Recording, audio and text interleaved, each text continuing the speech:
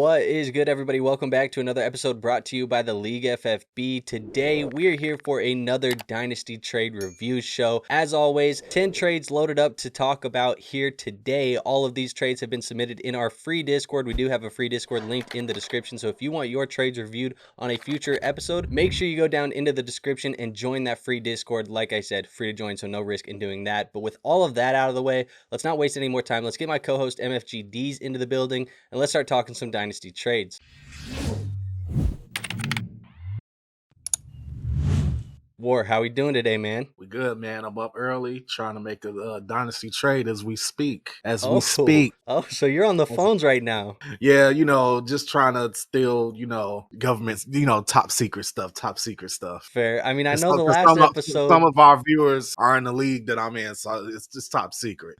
Fair. I know the last episode you were working a Nico Collins deal, some other stuff. So I mean, we'll let it see. You make your deal, and then we'll talk about it once it's done. But let's hop in and let's start talking about some of the trades that we have here in today's episode. We're going to kick it off with a unique one. We have a 14-team league, 1 quarterback, half PPR, no tight end premium, and it's contending roster. Now, this contending roster trades away Braelon Allen and a 2027 second. They get a 2028 first-round pick. Feels like that's like forever. Our kids could be graduating college by the time it's 2028, and I don't even have children yet, and that's like how far away it feels. But yeah, man. I mean, look, what do you feel about this? How do you feel about this small type of deal on a contending team buying a first? I don't know how I feel about this kind of deal. I've never seen. I mean, it's weird that I've never seen this kind of deal. Like 2028, that's wild. Like usually it's accompanied by some years ahead of that, and then this is kind of like the last piece. I mean, but how do we value a pick that's like that many years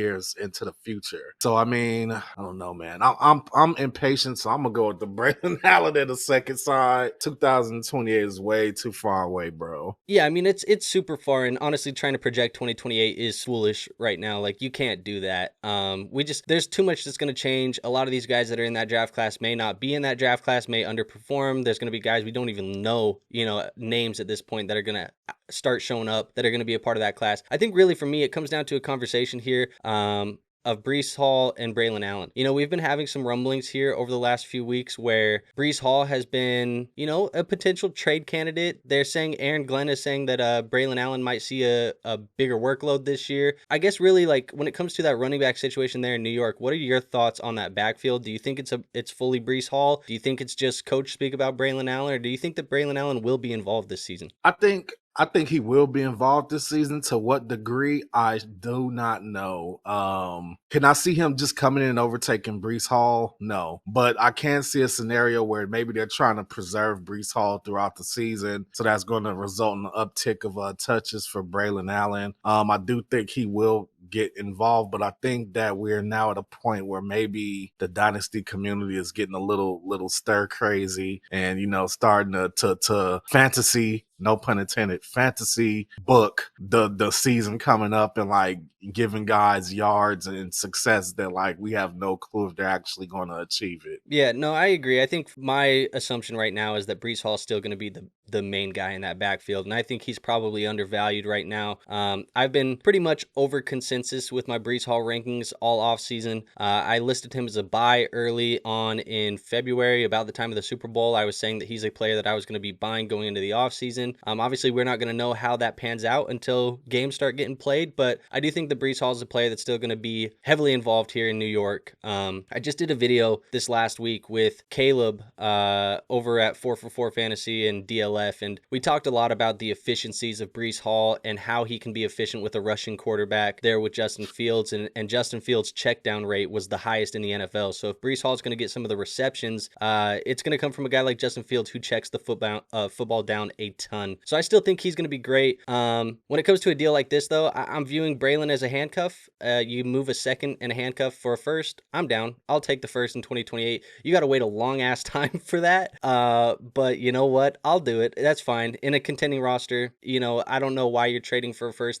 3 years into the future, but when a deal like this hits your inbox, sure, why not? I mean, if you look at it like this, the 28 pick is going to increase in value every year coming Yep. up, So, I mean, yeah, I get where you're coming from. I'm personally impatient though, so Yeah. I mean, you could be in a situation too where, like, is it out of the range of outcomes where 3 years from now, when you're picking that first round pick, that Braelon Allen is a non factor in the NFL? Like, he could just be a everyday backup in the NFL by then. yeah, 100%, So, especially at that running back position. Yes. yeah. So, all right, I'm going to go there. You go there. Let's move on to the next trade. The next trade that we have here is a Aaron Jones and a 2027 third being received for the 211 and the 311 in a 12-team Superflex half PPR, no tight end premium, Dart 9. So really what this is, to me, is it's Aaron Jones for a late second, and then you move a third back a few years. But what do you think about this? What do you think about Aaron Jones and this Vikings backfield right now? I think Aaron Jones still has a little bit left in the tank. As far as this trade itself, though, I'm taking this deal. I'm taking the draft picks here. But I do think Aaron Jones has something left in the tank. The thing is that they did bring in Jordan Mason, so he is going to be a factor. And Aaron Jones isn't going to dominate the backfield the way that he has previously. So, I mean, when you look at that, you're going to probably get less production from Aaron Jones. And you're getting a second round pick where, at the very least, in 25, you could probably have a I don't 211. Yeah, that's a dart throw, man. I was trying to work my way around it not being a dart throw, but in a 12-team league, second round pick, 11 of the second round. You're almost 25 players in at that point. Yeah, and unless you get lucky and scout the guy that nobody sees coming, it's probably gonna be, But I still would take the second round pick because I personally feel like maybe I can get a slight upgrade just by packaging those two picks that I got and trading them for a running back. Okay. I would probably be taking the Aaron Jones side here, if I'm contending. However, rebuilding roster, I'm okay with you moving, Aaron Jones in a rebuilding situation. I traded Aaron Jones away on a roster that was rebuilding last year at the trade deadline. So it was in season. In season, you can typically get a little bit more value for those veterans because people actually see them scoring points, and it does help, get you a little bit more in those trade negotiations. I moved Aaron Jones for 2 seconds. And so I was able to get 2 seconds here this year. I think I turned those into like Bashal, Tootin, and something else. I can't remember the other one. Maybe it was Trey Harris. But overall, it was a pretty decent outcome. Aaron Jones is a play that I think is still going to be interesting in this backfield here in Minnesota. I think he's still going to be involved. The only thing that I don't like about these scoring settings and getting Aaron Jones is this is half PPR, and Aaron Jones to me feels like he's going to be more of the pass catching back in that backfield now, because with the addition of Jordan Mason, I think Jordan Mason's going to be between the tackles and probably the goal line guy, just because he profiles as a little bit of a stronger runner, more of a grinder. He can still catch, passes out of the backfield, but that's Aaron Jones' specialty. And at his age, having him just be the guy that runs out and goes and gets you a couple routes where he catches some passes, that might just be the best situation for him. So I'd like to see that be full PPR for him, but I still think the veteran value is there. Aaron Jones is still being drafted higher on Underdog Fantasy this year in like high stakes tournaments where people still think he's going to produce. And the 211, you said it best. It's a dart throw pick, and I'll throw my dart throw away just to, get a year of production from Aaron Jones. You think RB2, like RB2 numbers, top 24 guy is in the range of outcomes for Aaron Jones this year? Yeah. Maybe mid to low end RB2.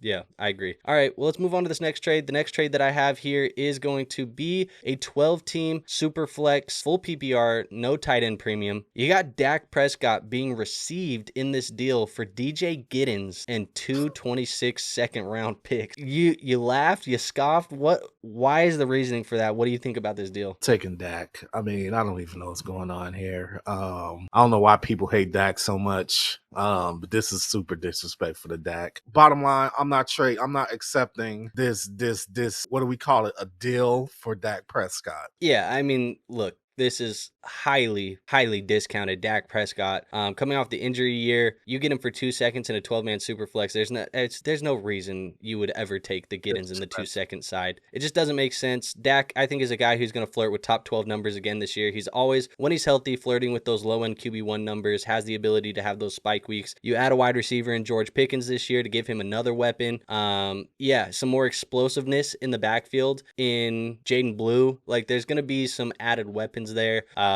There's no way, dude. There's no way you don't take Dak Prescott. And honestly, whoever pulled off this one and received Dak Prescott, you pulled off a heist, because this is blasphemous. It is, man. And I don't know, how do you feel about the disrespect for Dak going in?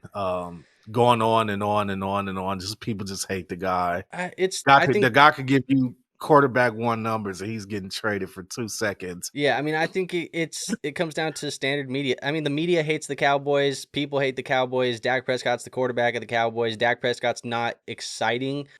He's, about as normal of a guy as it gets. He's not going to give you any TikTok clips that people are going to see on their feed. You get the Joe Burrow hype pieces. You get the other. Dak's Dak. Nobody cares. People don't like Dak. He's boring. He's not fun. And yet he still produces, and people hate him. I think for whatever reason, he's just been discounted for years and years and years at this point. Unfortunately, he's had some health over the last couple of years where it feels like he has a healthy season, and then he has an injury season, and then he has a healthy season, then he has an injury season, and we see this happen. And I think that might make people a little bit annoyed, and that's valid if you don't want that on your roster for the most part. But injuries are unpredictable. When Dak Prescott is on the football field, he produces. And just like other quarterbacks in the NFL right now who are 30 plus years old or around that age, like Baker Mayfield, who's undervalued by the community right now, Dak Prescott, who's undervalued by the community right now, Jared Goff, who's close to 30, undervalued by the community right now. These guys are 30 and boring, and people don't want them, but they're still going to produce. And this year, I promise you, they're still going to produce. So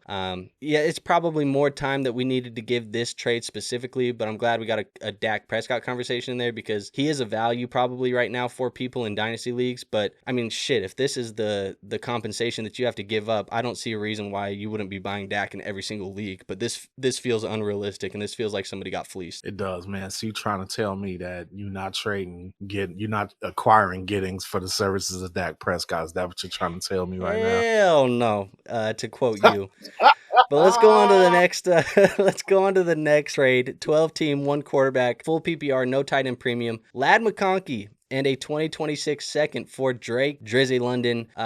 We had a similar trade, I think, on last week's episode where it was Ladd and a second for BTJ. Now it's Ladd and a second for Drake London. Does it change your opinion on the deal knowing that it's London instead of BTJ, or do you view those two guys in the same range? Yeah, no, I feel the same as the deal yesterday. I'm taking Drake London. And I mean, that comes at no disrespect to Ladd McConkey. I literally just, as we're talking, sent the offer for Ladd McConkey. So trust me, I take no pleasure in saying that, the Ladd size loses, but he does, man.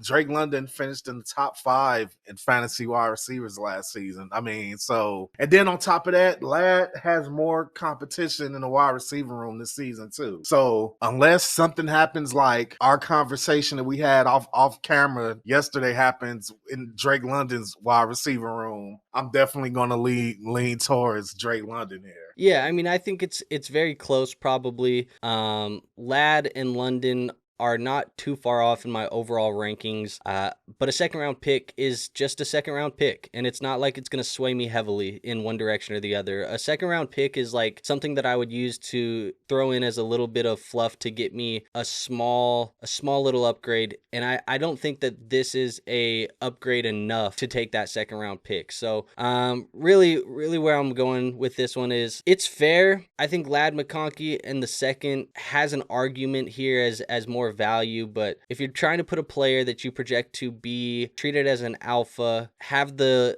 higher target share, less target competition, and an offense that probably throws the football a little bit more, I'm probably going with Drake London. But this is like by minimal amounts and hairs, and I think you could go either way. I love Ladd McConkey, like you said, but I think you could go either way. I think I lean London, but I understand why somebody would go McConkey in the second. Yeah. No, it's not far. It's not far off at all. I mean, wait, hold on. I was going to say pick your poison, but we made clear in yesterday's video that can't be. That should negative, be said. Yeah, it's negative. Yeah.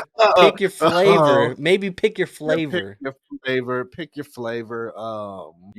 Factors, quarterbacks, things of that nature. Who's running the offense, things like that. So I mean, it's definitely not a landslide for the London side. It's just a preference because I think that he has a little more juice to him. Fair enough. All right, let's go on to this next trade. The next trade that I have here is a 12-team Superflex half PPR, no tight end premium, and start 9. This person has 5 firsts in 2026 and 2027. So a lot lots of first-round picks over the next 2 years. They get the 104, a 27 first-round pick, and Brock Purdy. They gave up 3 picks in this year's draft class. It was the 102, the 111, and the 108.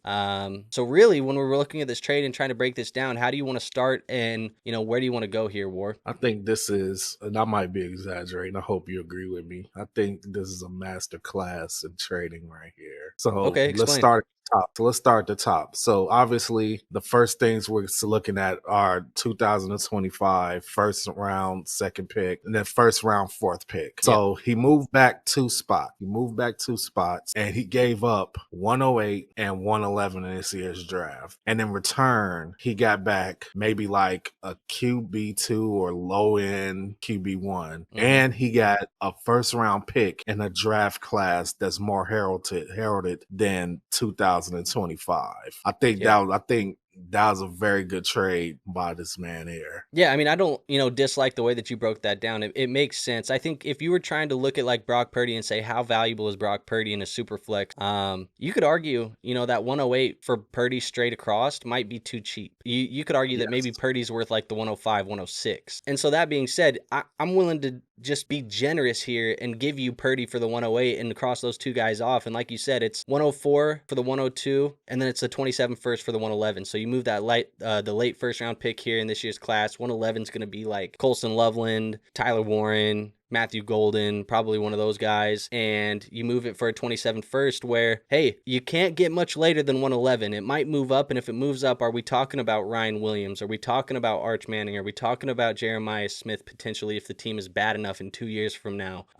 Good things could happen. You could also land in the middle, but hey, you might get a better prospect than you could get here at 111, and you still got the quarterback upgrade in Brock Purdy. And at 104 and 102, I'll be real, I don't know how large of a gap is between the 102 and the 104 this year. It feels like at 102, you could go Travis Hunter, you could go Tet McMillan, you could go Amarion Hampton, but at 104, you're going to get one of those guys as well. And so it's like you could pick your flavor, between one of those 2 guys, but you also just could sit back at the 104 and get the one handed to you that your league mates don't want, and let them take the gamble of trying to decipher that tier for you. So I don't dislike this at all. I think it's a fair trade. I don't mind buying Purdy right now. I think he is also another player that is very interesting. I pulled a clip from last year. We did our team previews where we always do that kind of around NFL training camp, where we talk about like team projections, who we think can rise in the Dynasty community over the year, what we think that team is going to do as far as wins and losses. Like, it really break down each divisional break or each division and talk about them breaking it down. And in that breakdown, I talked about Brock Purdy. I posted the clip on X, so if you guys want to go see it, X at Andrew Tutru, you guys can go find that. But I posted the clip where we said Brock Purdy is going to get the contract extension. People don't recognize it right now, and people don't realize it, but it's going to happen. And when it happens, it's going to be monumental money. And when that happens, people start, you see the concrete evidence hit with the financials. His dynasty value is going to start slowly increasing because people are going to start viewing Purdy as a stable asset. Whereas before, for whatever reason, despite him playing well and going to 2 Super Bowls and XYZ, people still viewed Purdy as a temporary, risky type of asset. But now that the money's attached to him, it's solidified. He is a bona fide QB1 for the San Francisco 49ers and a bona fide low-end QB1 for Dynasty Fantasy Football, I think, at a young age. And so he's a player that we kind of projected would see an increase in value a year from that time. That happened this offseason. I think Purdy's value is still going to go up, especially as you see guys like Ayuk get healthier, Christian McCaffrey be healthier. The Niners kind of bounce back this season because I do think the Niners do bounce back. Wouldn't be shocked to see them,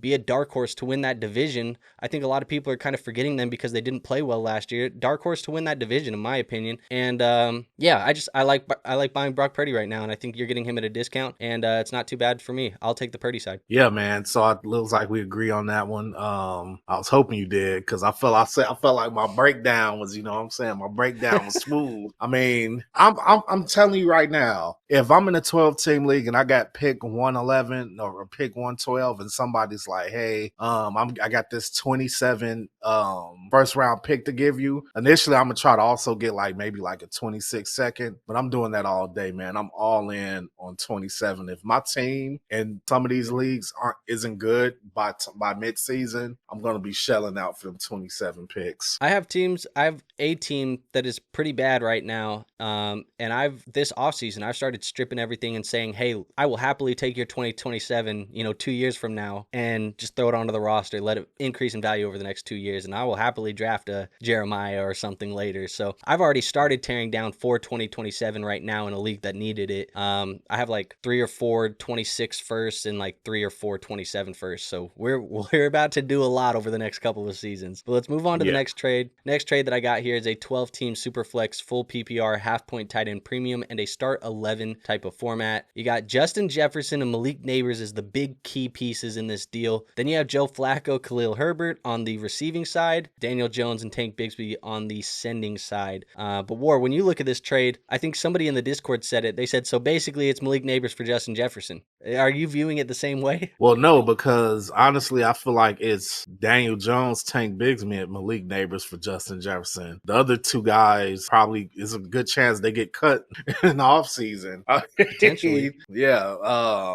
So, I mean, but the thing is, okay, let's be clear. I think we both got JJ over Malik Nabers still, right? Yeah. Okay, so the question is, does Tank Bigsby and Daniel Jones added to Malik Nabers make it equal to Justin Jefferson? I think the answer is still no. I think we're still gonna have to go with Justin Jefferson. It's not enough to make me trade away Justin Jefferson, but I know people in the space who have Nabers over Jefferson right now simply because of the age. So you know what? If that's you and you have Nabers over Jefferson because of the age and you can get Jones and Bigsby thrown in, sure, that's fine. But I think really for me, it is Jefferson and Chase in that tier 1, and Nabers is the top of tier 2 for me. So I want to see, we're probably a year away from Nabers elevating into that number 2 or that number 1 tier for me. And then that'll be a year of age added to Justin Jefferson and Ja'Marr Chase. But there's still some uncertainty, I think, with Malik Nabers' quarterback situation. He proved last year that he didn't really need quarterback play to be efficient. But Russell Wilson in there, Jaxon Dart, there's still questions, I think, of how those guys perform. I still think Malik Nabers is a superstar. Don't hear what I'm not saying. I'm not worried about him. But right now, I'm not too, much of a fan of Tank Bigsby. I think he is probably not going to be a long-term solution in this backfield after the addition of Braelon too. And I still am a Travis Etienne believer. That's fully documented on this channel over the last couple of weeks. Daniel Jones, I think he is the starter for the Indianapolis Colts, especially with the shoulder injury to Anthony Richardson. But I think that is very temporarily. I do not believe that Daniel Jones is the long-term starter for the Colts, and he is probably very quickly going to be a backup quarterback again because I think they'll try and go get their quarterback of the future in the draft again after whiffing on Anthony Richardson. But the other players, Herbert, Flacco, don't care. I probably would still just keep Justin Jefferson. That's personal preference, but I think the deal's fine. I think it's fair if you believe in the other pieces, but I don't think Jones and Bigsby are players that move me in any way or another. They honestly, in a deal like this, they do kind of just feel like non-factors to me. Man, the first half of last season, though, people definitely would have probably been taking the Tank Bigsby side. Yeah, I mean, he played well. I just think he was a player that got kind of the bulk of the workload because Travis Etienne got injured and banged up. I think they both suck. That's a very likely case. And then you add Braelon Tootin in there as well. I don't know. It's just not great, I think, in Jacksonville. But the reality is probably just give me the cheapest of the running backs. And so far this offseason, the cheapest of all of those running backs in Dynasty and in underdog drafts and all of that has actually been Etienne. Etienne's been the cheapest of all of them. So just give me the cheapest one. It's been cheaper than Braelon Tootin? Yeah. Braelon Tootin's the most expensive of all of those guys. Oh, wow. Because they feel he's going to take their jobs. Everybody thinks he's the next Bucky Irving. Wow. Okay. Yeah. So we'll see. But I'm taking the Jefferson side, but it's a fair deal. Yes, fair. We're taking JJ. We're taking JJ. All right. It's Justin Jefferson, man. Let's go on to the next trade. 12-team Superflex, half PPR, no tight end premium. That's important in this deal. And start 9. Again, this is the same team that has the 5 first in the next couple of years. They got George Kittle, Devin Singletary, and a 27 third being added. They give up one of those 26 first in this deal. How do you feel about this trade? And how do you feel about, having that war chest of first-round picks, but buying a guy like George Kittle, who is definitely over the expiration date in Dynasty acclamation, where people are not like he's going to be a bad player, but his value isn't going to increase anymore in Dynasty because he's just going to be 32, 33, 34. Like it's not going up. So how do you feel about that with the war chest of first round picks buying a guy that's aging? I think bro is bored and he crashing out because he got all them draft picks and he like, oh man, these draft picks are boring. Let me do something with them, but he's doing the wrong things with them. I'm telling you, in 2000, I'm not trading for no Devin Singletary in no 2025, dog. I'm just not gonna Bro, is happen. he even going to be on an NFL roster, bro? Yeah, I ain't trading for Motor Singletary. The Motor has a blown head gasket. I'm not trading for him. It's just not happening. I'm taking that first. I'm not using my man. If you got a first, you trade name the first. You better be trying to get Loveland or one of those dudes like that. Somebody honestly, I'll be completely honest, bro. At this point, if I'm trading the first, I'd rather get something else good and get a guy like Isaiah Likely or something. I know, it's Isaiah Likely, it's me, it's likely. But, I'm doing something like that, but I'm not acquiring as much as I love George Kittle. And I love George Kittle. Wish he was a Bear. But, this ain't the type of shit. This ain't how you want to use your picks, dog. Yeah, I mean, I said something on our last episode that we recorded, and it was along the lines of making sure you're not sitting in the middle and making sure you're not halfway in, sitting on the fence with one leg in contention and one leg in rebuilding. Because when you have this boatload of first round picks and you're trading for aging players like Kittle and Singletary and things like that, it puts you in this limbo where I have a bunch of my team's overall value and a bunch of the quality of my roster stacked up in future first round picks that are not scoring me points. And then I'm buying depreciating assets in George Kittle, who's going to score me points and prevent me from getting earlier picks in those years in 2026 and 27, because Kittle's going to score enough points that you're working your way out of that 101 contention. In my opinion, you have to be all in or all out in Dynasty, because if you're going to tank and accumulate all of these first round picks, I don't just want to have the 108, the 109, the 112, and a bunch of these late firsts. Those don't solve my roster issues the way having the 101, the 103, the 104 is going to help me. So if I'm going to have these first round picks, I want to score the least amount of points possible in those years that I'm holding these picks, because I want to be able to take a shot at a 101 Ashton Genty. I want to be able to take a shot at a 101 Jahmyr Chase, Joe Burrow, when those guys hit, those draft classes, a Jeremiah Smith. I want those guys on my team. I don't want to take the 111 Jameson Williams. Good player, not the same type of player as Jahmyr Chase. That's just the way that it is. And so you have to be all in or all out. So now I'm going to say that this person who has submitted this trade, you've done this deal, further cementing yourself into the middle of this, limbo stage. You got to look at yourself in the mirror, take some self-reflection and say, what am I doing here? Because if you are going in, get rid of those first. Start moving those first for point scorers right now. If you're not going in and you want to play for the future and your roster's not good enough to be a top 2, top 3 roster in your league, you may need to move Kittle back and get rid of Kittle again and go back for the draft capital or a younger guy, because it's just not going to make sense from a roster construction standpoint, a strategy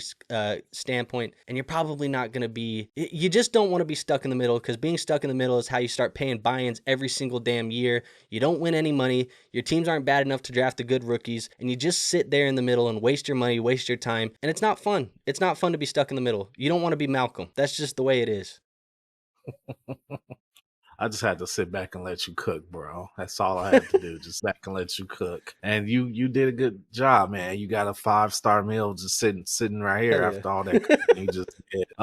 Yeah, man, you're right. You're 100% right. We actually, on a year-to-year basis, we know a guy that does this exact same thing. Acquires a bunch of first-round picks to trade them during the off season.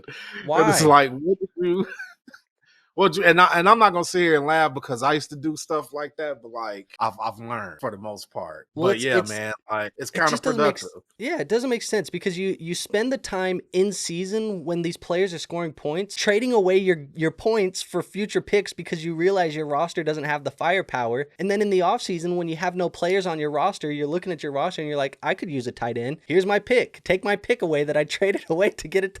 It doesn't make sense. It doesn't make sense. I'm just, my one piece of advice to this trade manager is take some reflection time, decide if you're all in, decide if you're all out. There's not a wrong answer. Only you are going to know based on your roster and your league, the other teams in your league. But look at it and decide if you're going in or going out, and pick a side and go there. Don't sit here in the middle. I have some advice for you too.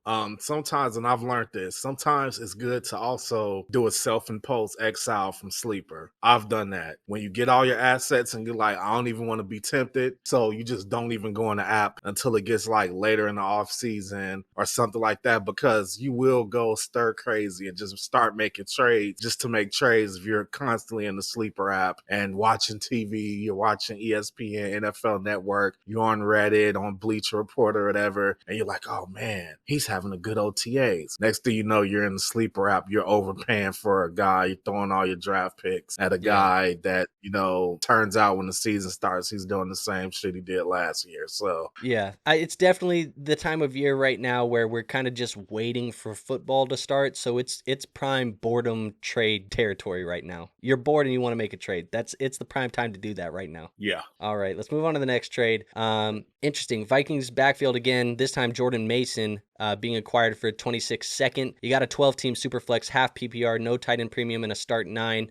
Jordan Mason being acquired by the Vikings this offseason in a trade with the Niners to be the complementary in between the tackles, early down kind of piece to Aaron Jones. That backfield did lack a little bit of that last year with Aaron Jones. I'm curious, one, obviously, how do you feel about the compensation of a 26 second? But also, like, how do you feel about Jordan Mason after last year kind of starting the season off so hot with Christian McCaffrey injured? He was one of the best running backs in fantasy football for a short period of time there. How do you feel about him here in Minnesota with Kevin O'Connell in this offense? I think it's going to be mid.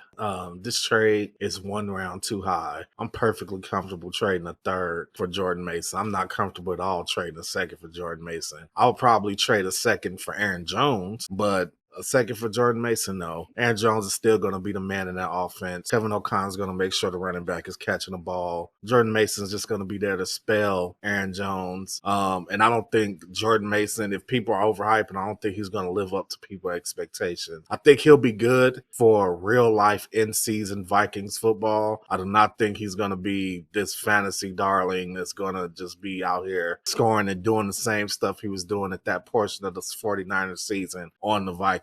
And this trade, I could tell this trade was made with the idea that he's going to come in and take Aaron Jones' job, and it's just not going to happen. Yeah, I mean, if Aaron Jones gets injured, though, Jordan Mason's a league winner. I think that's just the way that it's going to be. But when you look at keep, trade, cut, Jordan Mason is a player that people are rising on. I won't say that they're high on him right now. I kind of want to go through and play our game. We haven't done that game in a while where I list you the names and you tell me which one you prefer. But right now, back-to-back in rankings, Aaron Jones and Jordan Mason. So you have to pick between the two. You said Aaron Jones. Mm-hmm. What about Jaylen Warren? Or Jordan Mason? Yeah.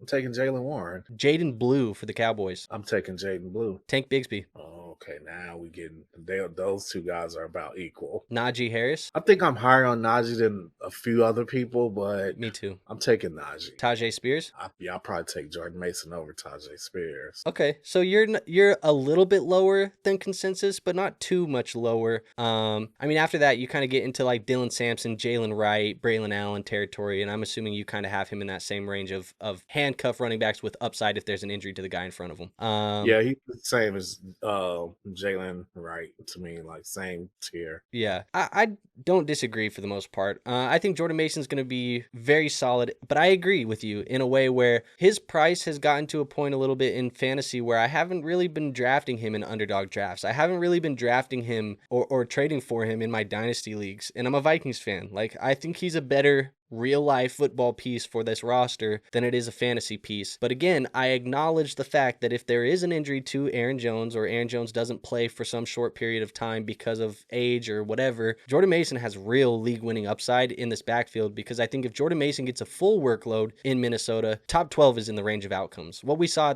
at the beginning of the year when he was filling in for Christian McCaffrey, that could be the range of outcomes for Mason here in Minnesota. So it's going to come down to risk and how much risk you can buy or how much upside you want to accumulate with the risk. I don't think a 26 second is too risky if you're a super strong contender. But I agree with you. I don't know if I would be trading a second round pick for Mason, because I feel like I could trade that second round pick and go get a guy like Tony Pollard, or a guy like Tyrone Tracy, or a guy like James Conner, and probably get more production out of those guys. Yeah, no, I agree with you. I agree. All right, let's go on to the next trade. Next trade that we have here is 12-team super flex, full PPR, no tight end premium. It's 6-point passing touchdowns and start 10. Also best ball scoring. We had something last week, best ball scoring. You got to dip your toes into it again here, War. I gave my spicy best ball take, but I'm not going to repeat that one.